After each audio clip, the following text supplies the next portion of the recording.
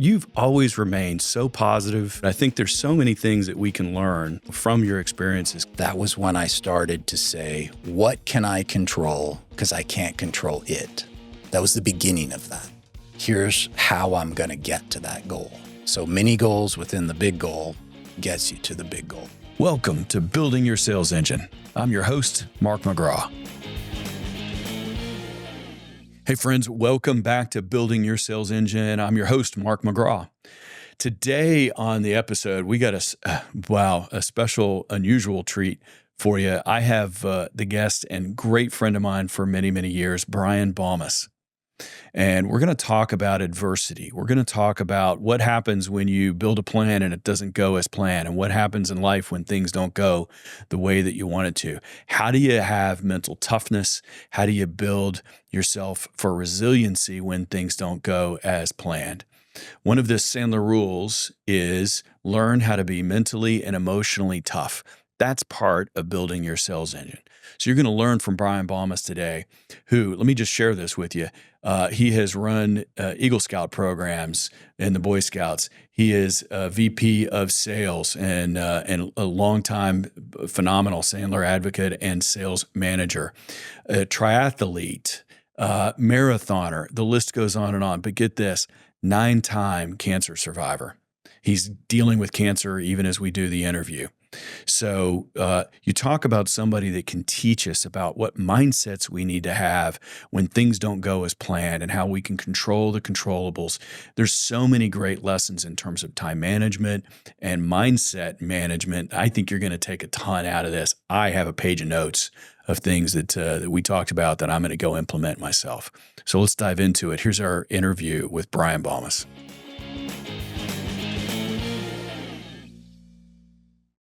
So everybody, today I've got Brian Balmes here on Building Your Sales Engine. I am so looking forward to this conversation. Brian and I have known each other for how long, Brian? Ages?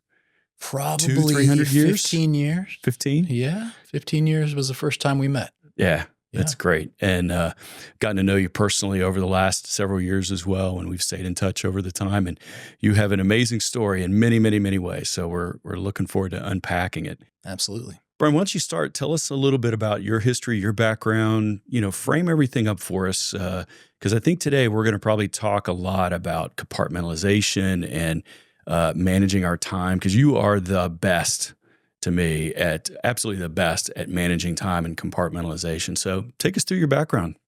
So by degree, I'm an electrical engineer. My dad was in industrial sales. When I went to engineering school, I was not the 4.0 student, but what I was when it was time to go through an engineering project in school and present that to the class, the engineers I was partnered with, which were the 4.0 guys, were like, I'm not speaking in front of a group. And I would say, that's me. And my major contribution, this is way before PowerPoint and all that, right? Back in the 90s, back in the 1900s. I loved presenting. I knew that's where I was headed. So becoming a technical salesperson was where I knew I was headed. So by degree, that's what I am. I'm a father of 3, married 33 years. My kids are all adults, and it's wonderful. Some of them are 2 of them are in sales. So some of that's been passed on. And then a large part of the story is a cancer story.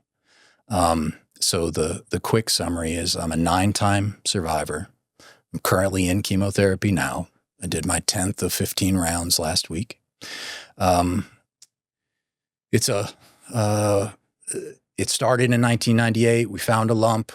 It was misdiagnosed and removed, then diagnosed as a malignant liposarcoma.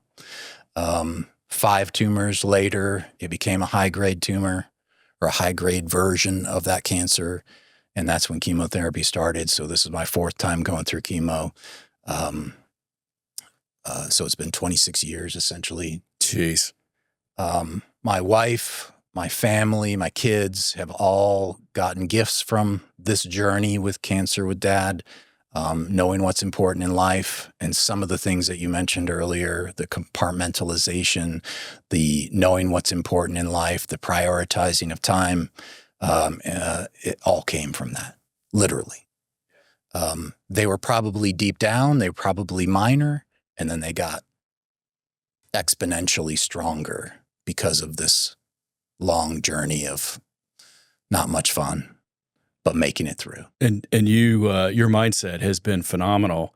And a lot of people deal with, well, compared to you, adversity, but not nearly what you're dealing with and have dealt with.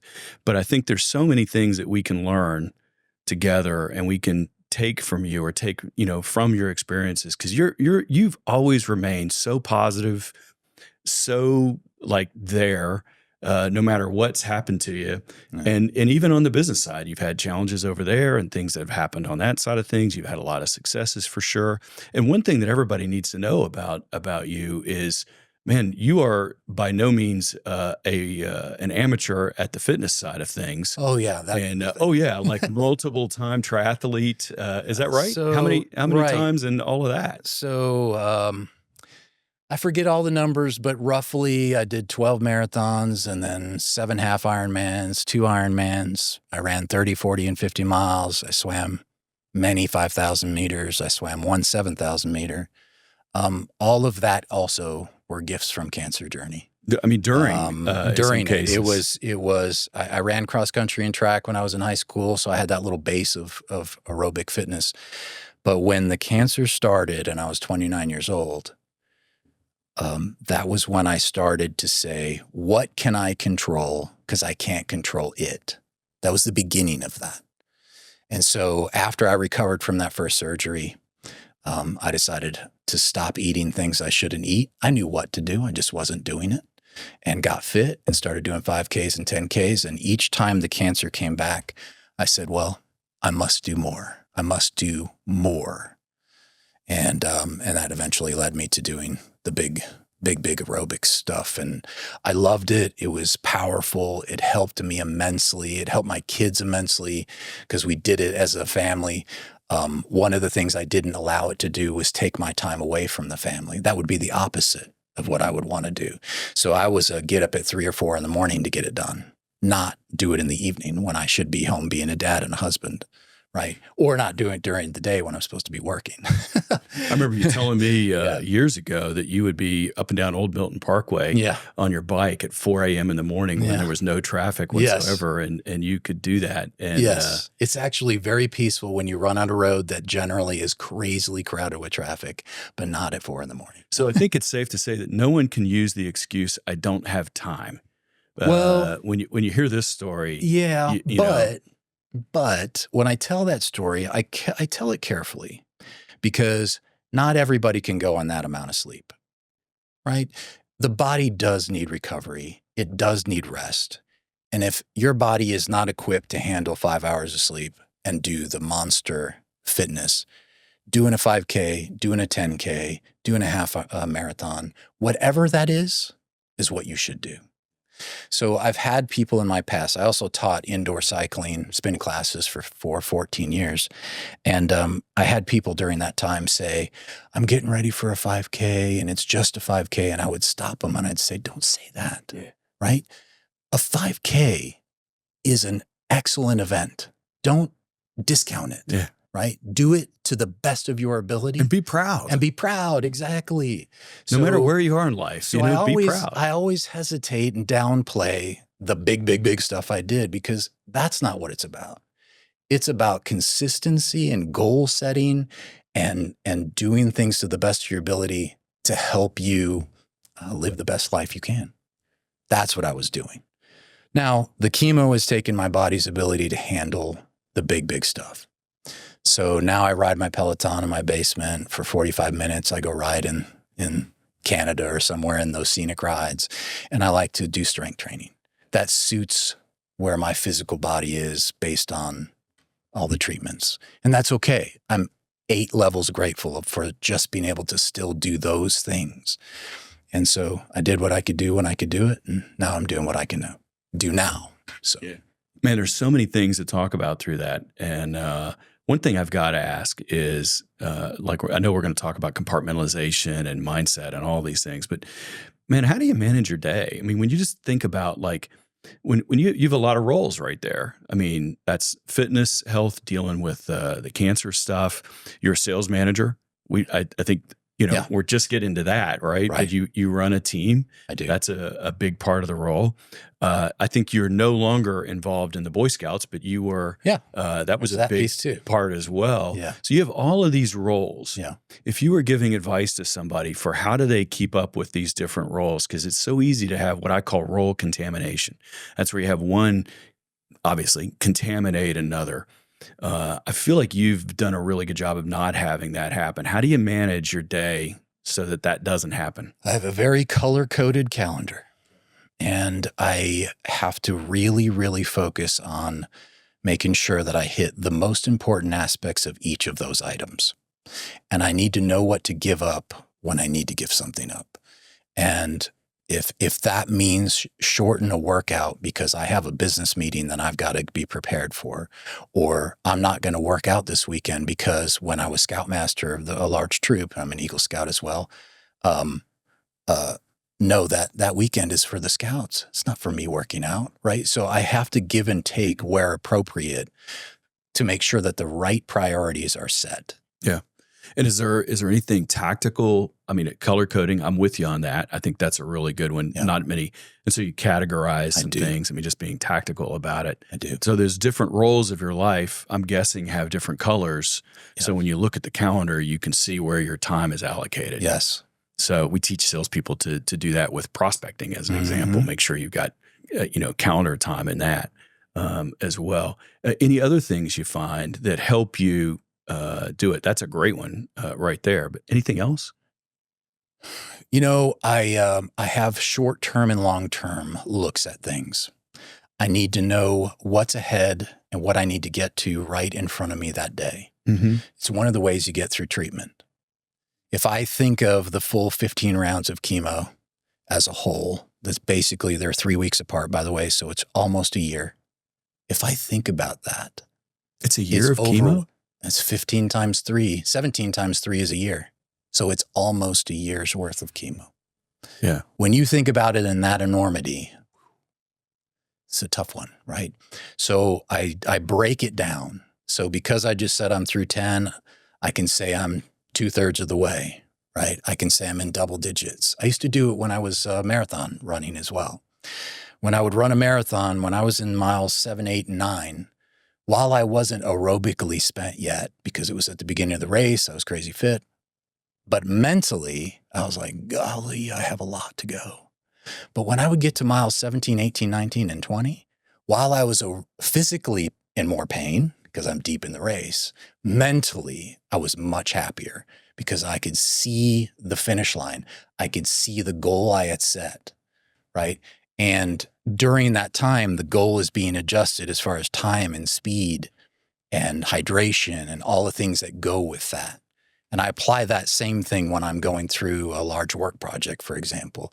I did a very, very large multi-million-dollar project last year with a very serious customer.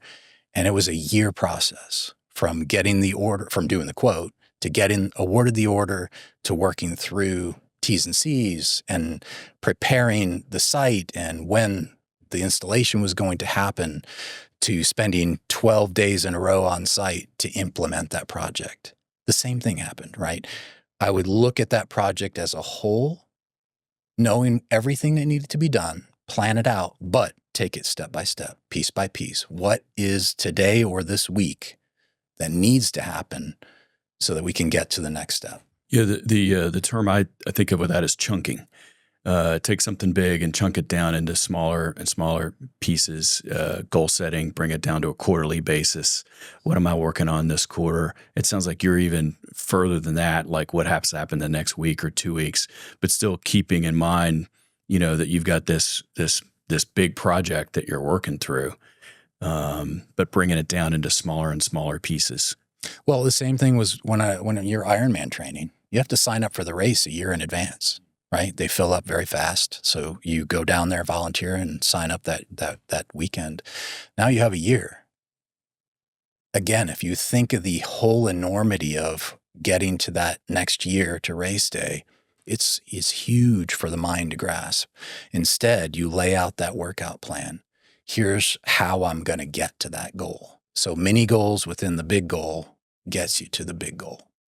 One thing that keeps coming to my mind with this, Brian, and it's all in the comparisons of some of the personal things that you've dealt with.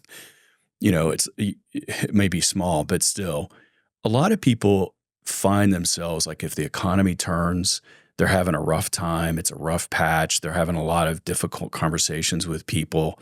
And I'm thinking about like taking that concept of what you're just saying, and maybe you want to add some color to it and breaking it down into like, what can you do now? Do you see how that, or any thoughts around how that might help, or does it fit, you think? Because I see a lot of people struggle with when the economy's different or their company's in turmoil and things like that. Well, I hate to talk about COVID. There is COVID. But when you're an outside salesperson and you're used to being able to go see customers face to face and then you can't, that's very challenging. So during that time, I had to do what you're describing. How do I influence customers and orders and sales not the way I'm used to, and being able to be there? We still could see customers-ish, but you know what I mean. Mm-hmm. So it really came down to how do we touch those customers in a different way? So I spent a lot of time with my technical knowledge and my peers helping to enhance the website of our company so that it was much better customer facing. We talked earlier about, before we started talking, control what you can control. I figured out I can control that data. I can control what a customer sees on that website. What a perfect time to work on that. Because if it was not during COVID and we were not allowed to go see people, I don't know that I would have been able to spend the time to do that and help the overall company have a better customer-facing website. If somebody's in, here's what can happen, and I'm curious how you've dealt with this, is that if somebody's mentally not in a good state to think about those things because it's a dark cloud over their head, are there things that you found that help you sort of snap out of that such that you can focus on what you can control? Because, there's a lot there. So there are times behind the scenes where I'm not as up as you described me as at the beginning. I'm always honest about that. There are times where you're down, where that cloud is there. Mm-hmm. When another tumor or set of tumors is found, it takes a little while to readjust, get ready to go. So one of the things that we've learned from we, meaning my whole family, has learned from the cancer journey is I'm not overly optimistic, but I'm also not pessimistic. What we are is realistic. Being realistic helps you, or helps me, emotionally stay more steady. So the ups and downs are not as drastic. Now, when you get awarded a large order, you can be all up you want, right? But when the downs happen, when the bad things happen, if you have some reality, some knowledge that helps you stay steady, you can navigate that in a much more reasonable way. So I'll tell you what happened. So The first time that I did chemo, I got almost 7 years cancer-free. It's the longest I've been cancer without a tumor in a long time. And we started to believe that maybe it wasn't coming back. And I let my shields down. I call them my shields. I let that guard down. And when it came back bad.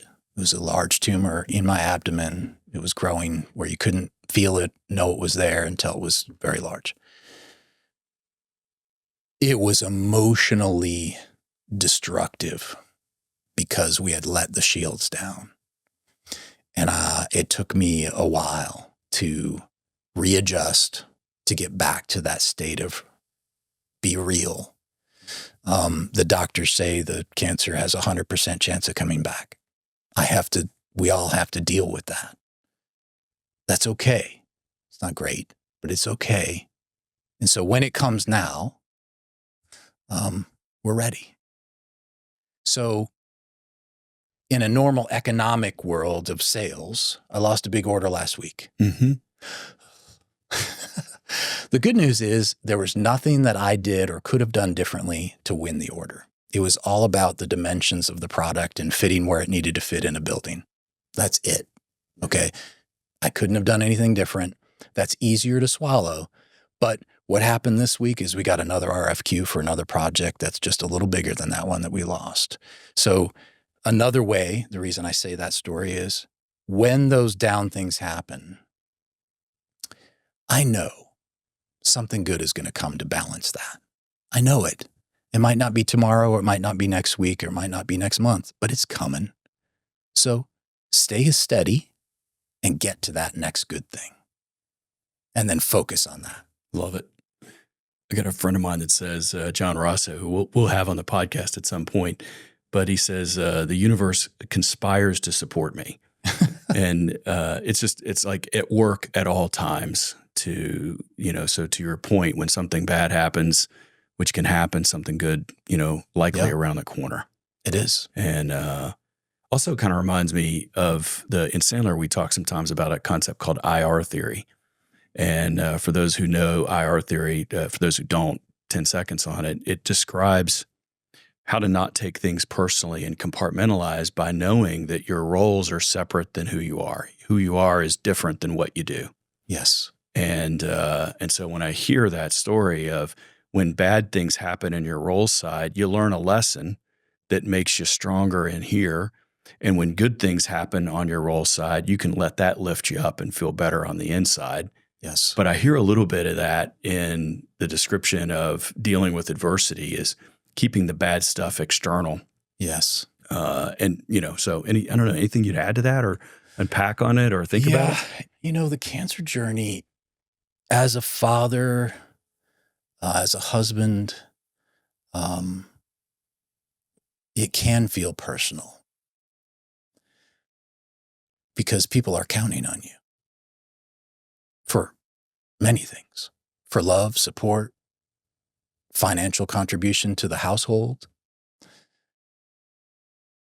So,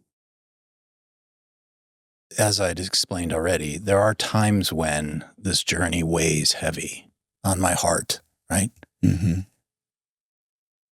But over time, you make it through, and then you get to the next good thing, the next great thing.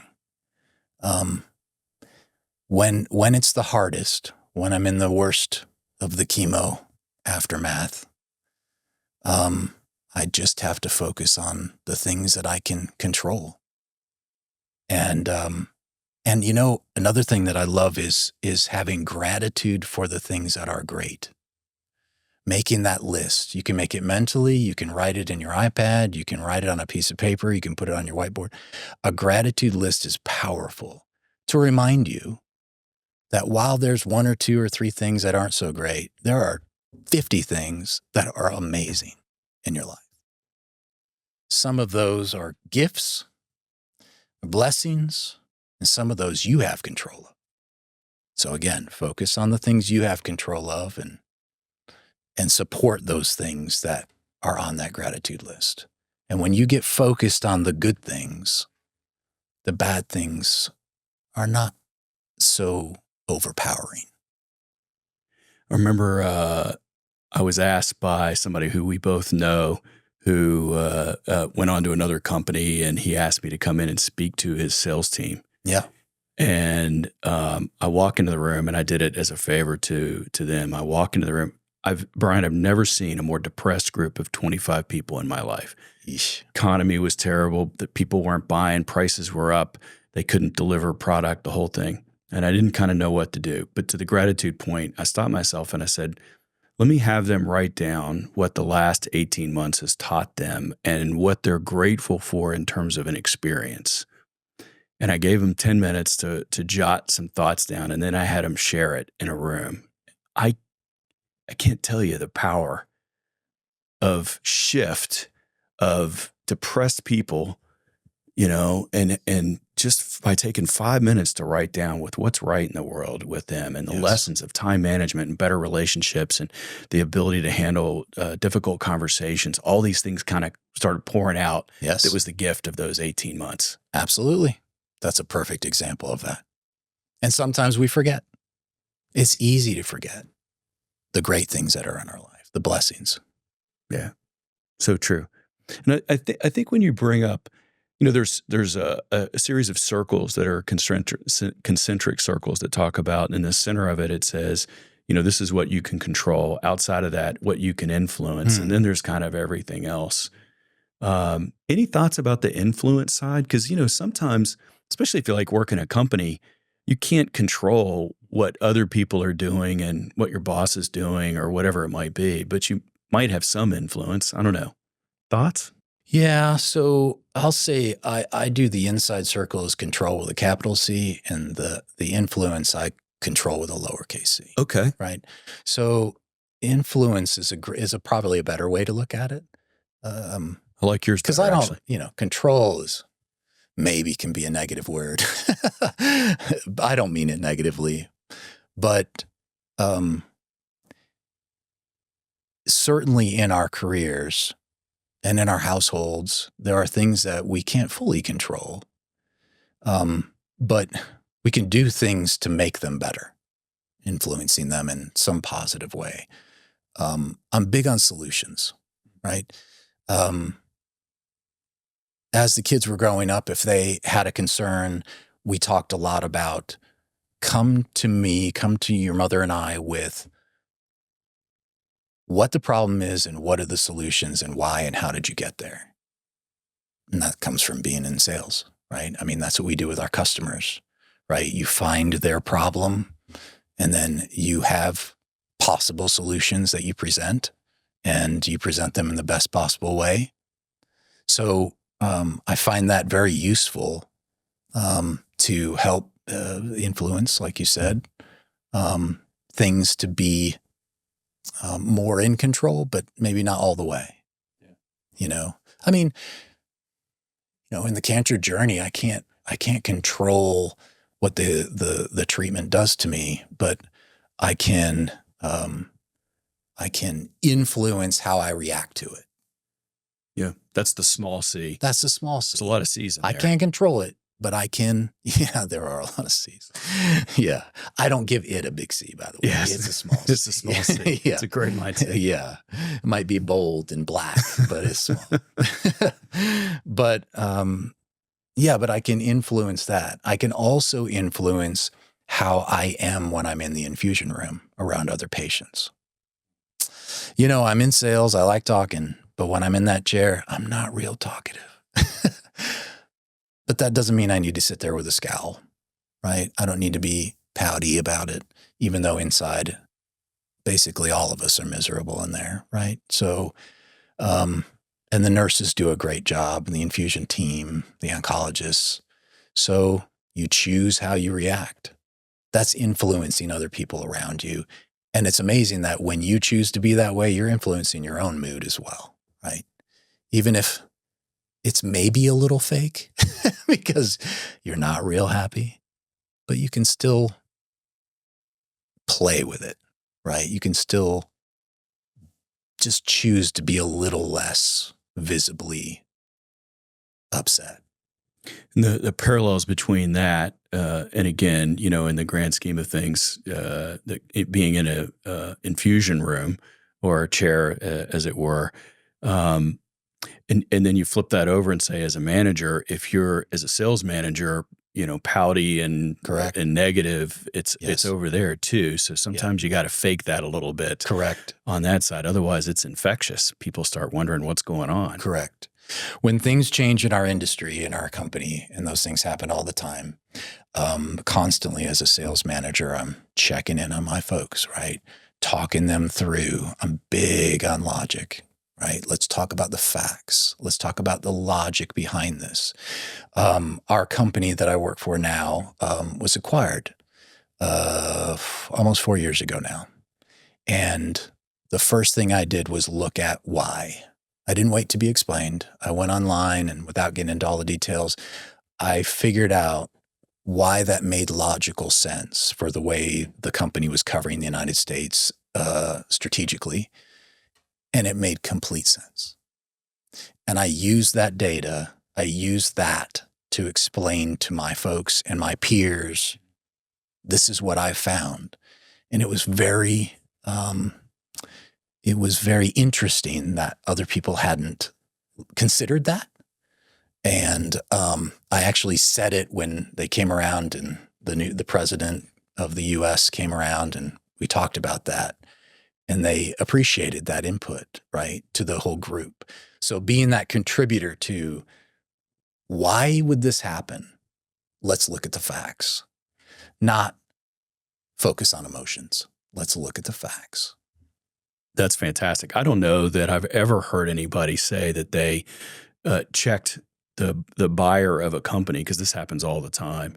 Usually it's, what are they going to do? Layoffs and everything else. It's to your point, it's talking about the emotion as opposed to the reality. Right. Back to the facts piece that you brought up, you're dealing not optimistic, not pessimistic, but realistic. Yes. You're dealing with facts. Facts, exactly. And don't let the emotions and all the things that come in when there is turmoil in life, which happens a lot in sales. It happens a lot in life. And so, so I'm seeing that. So that's compartmentalization, right there. That's dealing with the reality of things. Compartmentalization is a huge thing that I use. The current chemo that I'm going through doesn't take all my hair. I don't have any on my head, so that doesn't matter. But when you go through chemo that takes your hair, it takes your eyebrows, it takes all your whiskers and everything, and you look like a chemo patient. This particular drug that I'm on doesn't do that. So I jokingly say I can be incognito in chemo when I'm at a customer. And if I'm not feeling well, which is, a pretty decent amount of time at this point, I can totally put that away and just be the sales guy that I am, and then walk back and sit in the car after and go, right? Because it takes energy to do that. But I truly love that, because I've stepped away from cancer and don't let it define me. I've been very blessed during the 9 times that I've gone through it, that the companies I was working for at the time, in this current company, this is my 3rd time with them going through it. I've been very, very, very blessed by amazing leadership that have allowed me, just let me work. Because work is part of the therapy, I'll call it, to making me feel better. Laying at home in misery is not what I need. I need to feel valued. I need to do something productive that has nothing to do with cancer to help me feel better. That doesn't mean that I can do 12-hour days during that time, but I certainly can do things each of the days that I'm going through this that help my customers, my companies, my associates, my employees, my family, and feel good about that. And I think I hear 2 things in there. One is, I heard this expression once. This is not Sandler, I don't think, but I heard it somewhere, that the acronym was ACE. Activity cures everything. Mm. So if somebody's down or they're dealing with adversity, and whether that's in work or life or whatever, when you're building up a business, you have to just move sometimes. Yes. You just got to move. And so that acronym, I think, is there for us. You can't lay on the couch, Yes. and all of those things. And then the other thing that I hear in there is that, back to the IR theory, the identity and role, that role, you're going to step into that role as that salesperson. Yes. And you're going to be selling, and you may be exhausted at the end of it, but you're going to give it all for that. And the other aspects of your life don't play in, because that one's front and center. And again, that's compartmentalization. Correct. Yeah. Yes. I love it. The thing with compartmentalization is that you have to be careful that your body's, in my case, I do need to rest, but laying around is not resting. You have to listen to your body. Like one of my employees invited me to a sales call tomorrow morning. I told him I couldn't because tomorrow's the nadir during the chemo cycle when my blood counts are at the lowest.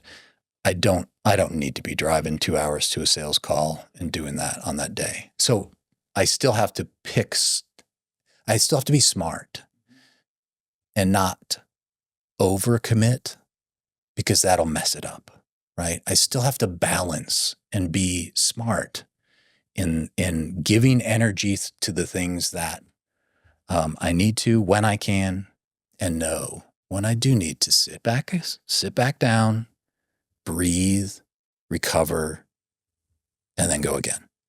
And that goes to something you said earlier, which is to know when to say no to something because something else is more important. When to, I think you said the words give up, but really that, give up on something and say, I can't do that right now. Right. It's just not the right use of my energy because I have to put that energy somewhere else. The example used earlier is you might shorten a workout because you've got a meeting to go to. So that makes sense. That makes sense. Yeah. No, I can't believe I said give up.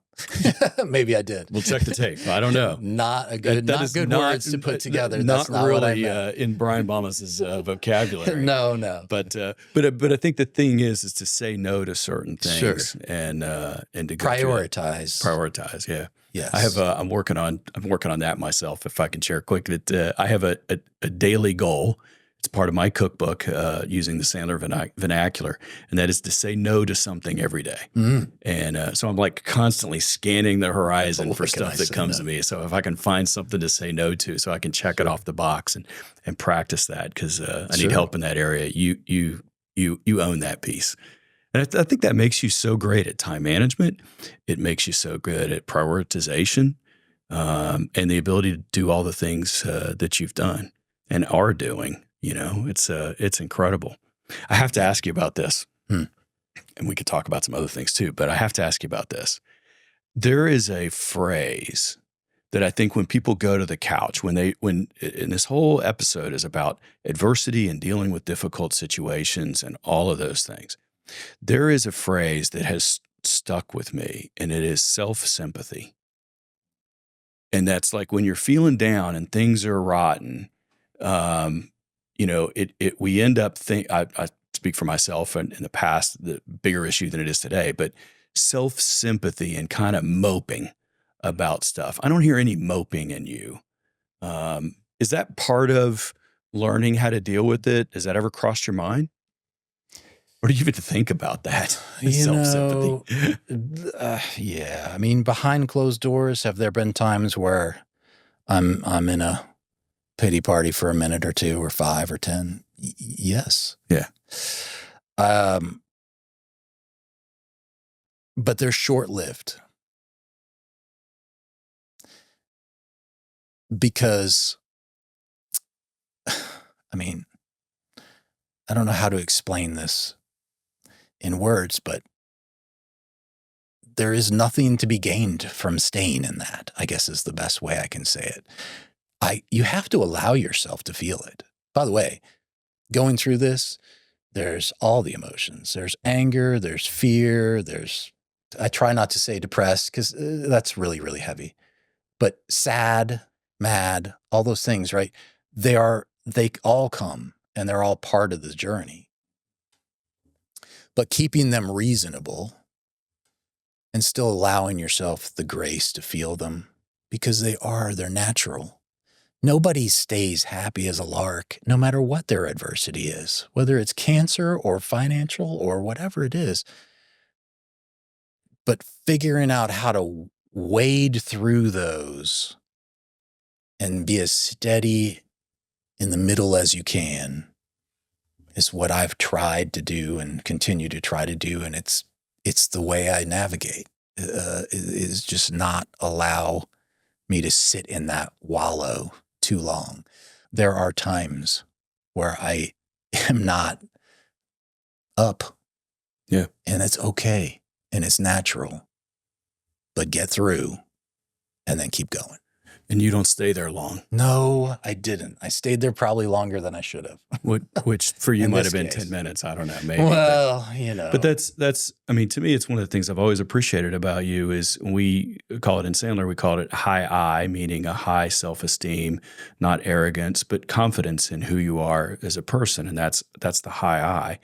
And high I people bounce back quickly. So you are so, I've just loved knowing you for the fact that you are the epitome of someone with good, solid self-confidence in who you are as a person. You got all these great accomplishments that you've, done over here and over there, and they support how you feel about yourself, but you're not defined by any one of those things. No, in any way, to me. And I think that allows you to bounce back so quickly from anything that happens to you. And I think we all can continue to learn lessons from you on that. And I'm grateful to have you in my life for all this. Thanks. So, any final words or any final thoughts that you got to hear for folks? If they're thinking about dealing with things that are going on in your life, they're probably we're all thinking they pale in comparison. Don't do that either, with, right? Don't do that either. Comparing adversity with others, focus on what you can control, figure out how you can make it through, focus on the gratitude list in your life, and you'll be amazed how strong all of us really are deep down inside. There's just no question. There's a lot more strength in us than we think. A lot more. That's cool. A lot more. That's cool. Yep. Awesome. Thank you for being here. Thanks, Mark. Enjoyed it very much. Me too. Thanks. So, hey, I hope you've gotten a ton of value out of this episode. By far, it's our purpose to help people make money and have fun and have a good time. We're here to help improve your life, to help you make it easier to go sell or to manage your sales team, and ultimately to go build your own sales engine. Don't miss an episode. Best way to go do that is to make sure that you jump out to buildingyoursalesengine.com/follow, where you can link up to all of our latest episodes. For more information about this episode, go to buildingyoursalesengine.com, where you can download show notes, transcripts, and other information, including handouts and snapshots of this and other episodes. If you'd like to connect with us to talk about how we can help you build your sales engine, and you are either located in the state of Georgia or are referred to us by one of our clients or affiliated by one of our clients, please reach out to us at buildingyoursalesengine.com, where you can click there to book some time with us. We can find out how we can be of help with one another. If you're not in either of those two circumstances, please reach out to Sandler.com, where you can find a Sandler office near you. Be well.